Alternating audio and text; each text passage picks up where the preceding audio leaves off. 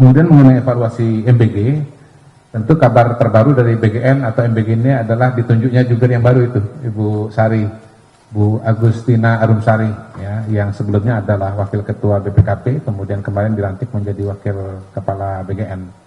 Jadi kita mendapatkan satu juru bicara yang memiliki latar belakang keuangan yang kuat.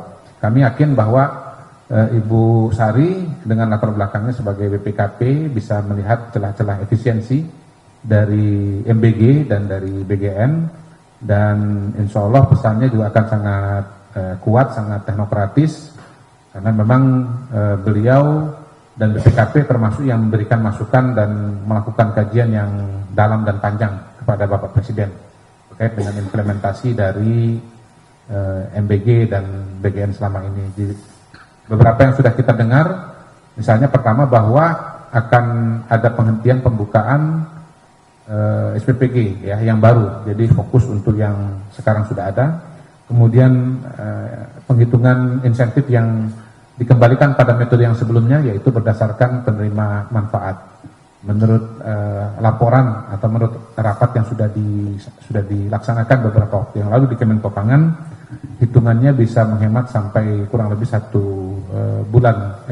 triliun setiap bulannya. Artinya setahun itu bisa 12 triliun. Nah, apakah kan ada inovasi efisiensi yang lain dari segi keuangan?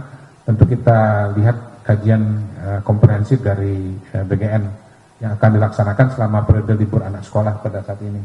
Jadi selama libur sekolah, MBG dihentikan untuk bisa dilakukan evaluasi secara total. Jadi ada evaluasi terhadap mekanisme penghitungan insentif, kemudian ada evaluasi terhadap jumlah SPPG, ditambah lagi yang sudah dibicarakan juga dalam rapat tersebut adalah bagaimana bisa mengoptimalkan penerima manfaat dari kelompok 3B, ibu menyusui, ya, ibu hamil, dan balita. Juga fokus ke depan kepada pembangunan SPPG di daerah 3T atau daerah terpencil, sehingga kelompok-kelompok yang paling rentan ini bisa mendapatkan manfaat secara maksimal. Kemudian mengenai grading, ya, ini sangat teknis, jadi tentu harus ditanyakan nanti kepada Ibu Sari dan kepada BGN. Sebetulnya mengenai grading ini sudah ada dan sudah diberlakukan oleh BGN. Jadi ada klasifikasi dari grading tersebut berkaitan dengan apakah ada pelanggaran yang bersifat mayor, bersifat minor, dengan angkanya masing-masing. Nah, apakah kemudian grading ini akan dibuat kriteria baru? Tentu ini berkaitan dengan evaluasi yang sudah saya sampaikan tadi. Tapi dari grading tersebut juga akan ada pengaruh kepada efisiensi. Jadi efisiensi yang akan bisa dilakukan oleh BGN nanti ada 2 variabel tuh. Pertama dari penerima jumlah, yang kedua dari grading. Jadi mungkin 2 SPPG dengan jumlah penerima yang sama, katakanlah misalnya 2.000 gitu, Bu Anggia, itu nanti bisa mendapatkan insentif yang berbeda, karena yang satu gradingnya A, satu gradingnya B. Bahkan bisa juga sampai gradingnya C.